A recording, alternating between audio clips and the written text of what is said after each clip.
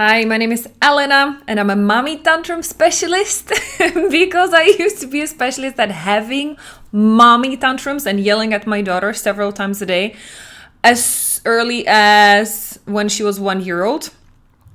Now, what I also have is a professional background. So I'm a certified professional coach for more than a decade, first in a corporate world and then starting my own business. And what's even more important and valid for what we are going to talk about today, I'm also a certified trauma specialist, and my specific area of expertise is childhood trauma and mental fitness. I'm a professional brainwasher, if you would want to call it that way. So this is what gives me the confidence to be speaking on the topics, not just from my experience of being a mom who figured something out, but as a professional who worked with thousands of women over the last years and who helped them with exact same problems, stop being the mamazilla who keeps yelling uncontrollably and figure it out. So welcome if this is the first podcast episode you ever found somewhere online. You are here because you want to stop yelling and you want to do it fast. Maybe yelling at your kids is the only way that works right now, but you want to change that because you understand it's not sustainable in the long run. If your kids are growing up, you might even start seeing them. They are yelling back at you. They are using exact same expressions and gesticulation and maybe even like violent hands towards you or their siblings. And it's like looking into the mirror and watching the worst parts of you reflected back, and it's like, I did that, is it possible? I'm like, So you've been probably looking online a lot. You've been probably scrolling the Instagrams and Facebooks and whatnot to find a quick way, like kind of a magic that would help you stop yelling at your kids, right?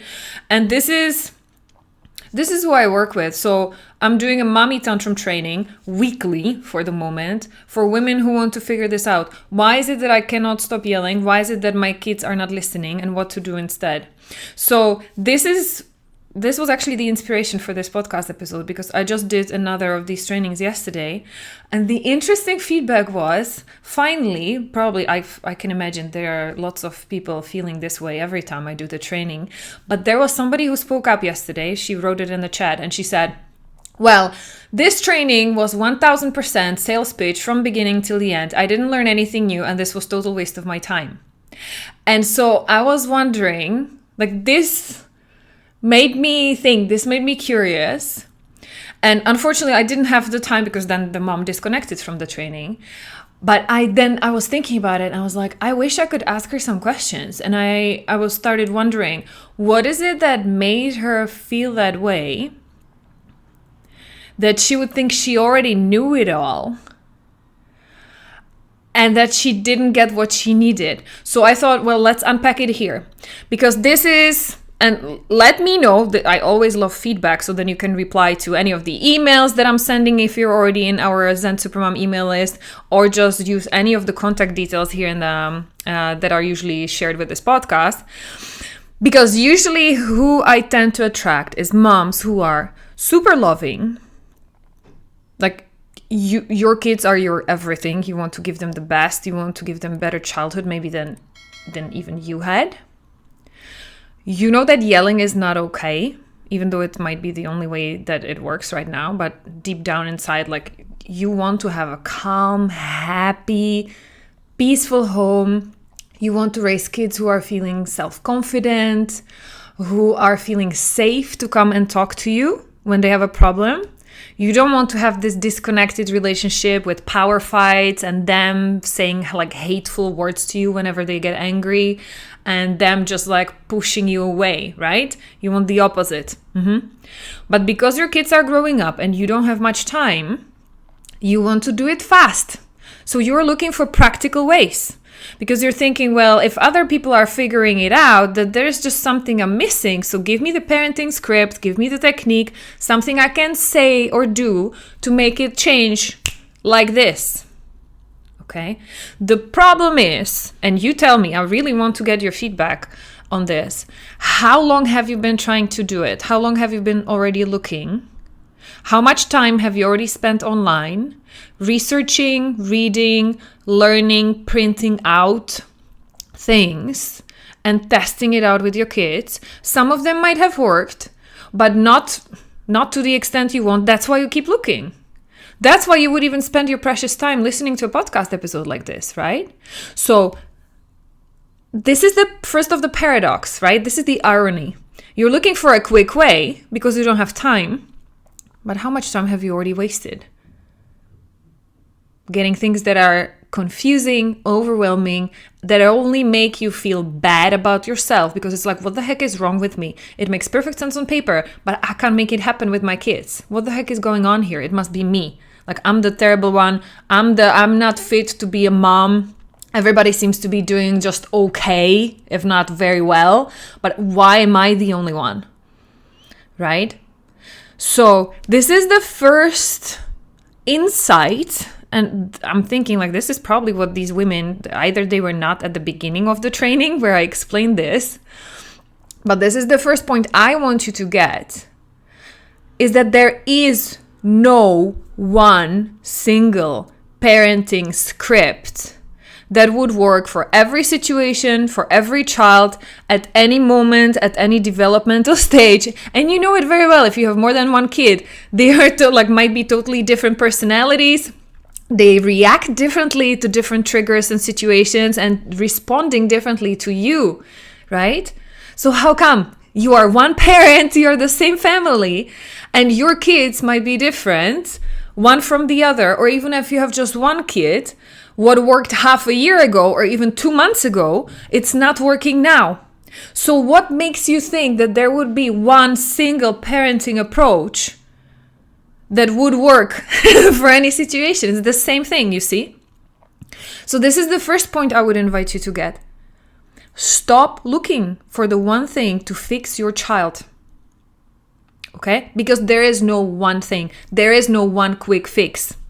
And those who are promising you a quick fix, they are the ones who are making you actually waste your time. And then you end up spending even more time than you would have initially wanted. Okay? That's the first point. The second point is what I explain also in my training is, it is not about your kid. And this is the hard one to get, right? So often moms come to me and they say, well, if only my kids would stop triggering me, if they would start listening more, then I can yell less. However, you're a mom, you tell me, how did you observe your kids so far? Do they learn more by like when you're teaching and preaching and when you're being like the priest with like the teacher trying to force them to get something? Do they learn more from these situations? Or do they actually learn just like a sponge absorbing by watching you, how you behave, what your energy is, what you say, and they're copying like little monkeys, whatever you do? And they hear especially what they're not supposed to hear. They learn especially what they're not supposed to learn, right? All of your bad, quote unquote, habits. Yes, isn't that true? So, if we agree on this, that yes, the kids learn much more naturally by observing. And by the way, it's anchored even in psychology. There's enough proof to prove that it's true. Yeah. So, then this is the key that you're looking for. This is the explanation of why it's not about your kids. If you want to raise kids who are respectful, who can show you how much they love you no matter what, who can manage their emotions no matter if they're hungry, tired, if they don't get what they want immediately when they want it, who do you need to be, mom? How is it that you need to show up? No matter if you are stressed or running late, if you had a sleepless night, how do you need to show up so that they learn how to control their emotions and be nice and respectful and kind at all times? That's who you need to be. Yes. That's why, and I'm explaining it in the mommy tantrum training, it starts with you. It's not about the kids. It starts with you being able to control your emotions and your stress and the time pressure in a way that doesn't destroy the relationship with your kids and that doesn't destroy their self-confidence by blaming them for your anger. That anger is yours. They are triggering by doing something that's not okay. But we can speak to the behavior that is not okay without punishing the child for it. And you can think back in your childhood. How would you prefer that your parents would motivate you to learn, to be a nice human being, to get better grades, and to be helping more at home? How do you prefer that your parents would have handled these situations? By punishing you, by criticizing, by yelling at you, by making you feel not good enough, by sending you out in your room, like go and sort it out by yourself, come back when you're a nice girl and you can say yes, and put others first in front of you? Or would you rather have a parent who can say, well, you really messed up this time, right? But kind of in the energy of trying to help you out so that the next time you can do better. Or that finding out like, what happened? I know you're a nice, kind girl. You wouldn't hurt your brother because you're mean. Like, you must be feeling a lot of pain right now that you want to take it out on somebody else this way, right? Addressing the need that's underneath the unwanted behavior. That's what needs to happen, but you can do it only after you clean up your anger and your emotions. You're making it about yourself right now. You're taking it personally. Like, you're so mean. You're making me be late. And how dare you? After everything that I've done for you, I sacrificed my life, my body, my sleep, my work, my everything, my relationships with my friends and everything. And you're such an ungrateful, like, it's not their fault. They didn't choose to be your kid. Like, you made that choice. Why are you throwing all of your resentment and people-pleasing drama on your kids? Like, it has nothing to do with that one situation.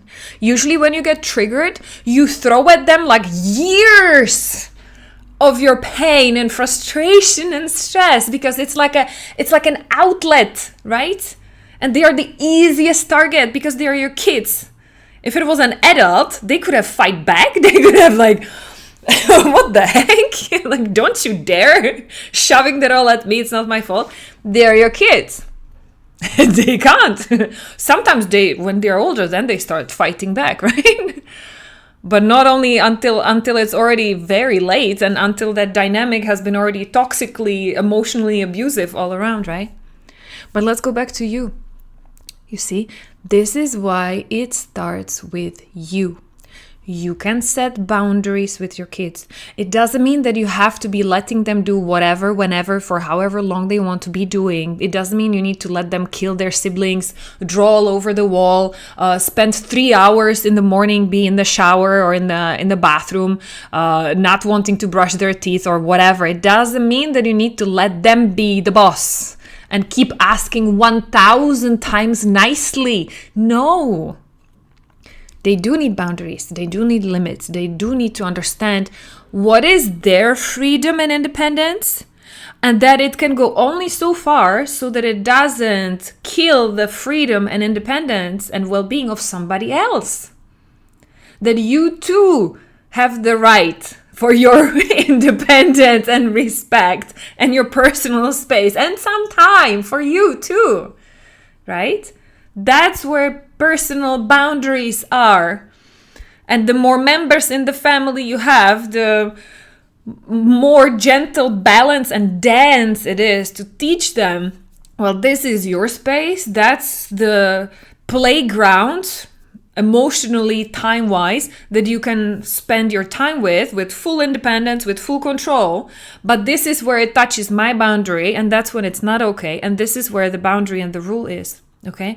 You can do that with respect, firmly, with consistency, without creating any drama over it and without blaming your kids for always asking more or for pushing the boundary or for crossing it and just like, let me see what mommy does if I don't respect her space, right?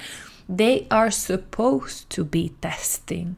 They are supposed to be challenging. This is how they learn. It's part of their psychological development. They need to understand there is consequence to each behavior, and they cannot push you. You cannot become their victim just because they want something and they want it now. Okay? You can set those limits without blaming them for that. Okay? It is normal part of their development to try. But what is key is your reaction to it. That reaction needs to be clean. That reaction cannot be full of anger and triggers and hatred and resentment and frustration and stress and controlling perfectionist, super high expectation not appropriate to their age. This is what I help moms and dads with. Okay? And this is why, going back to the topic of this podcast episode, there is no one single parenting script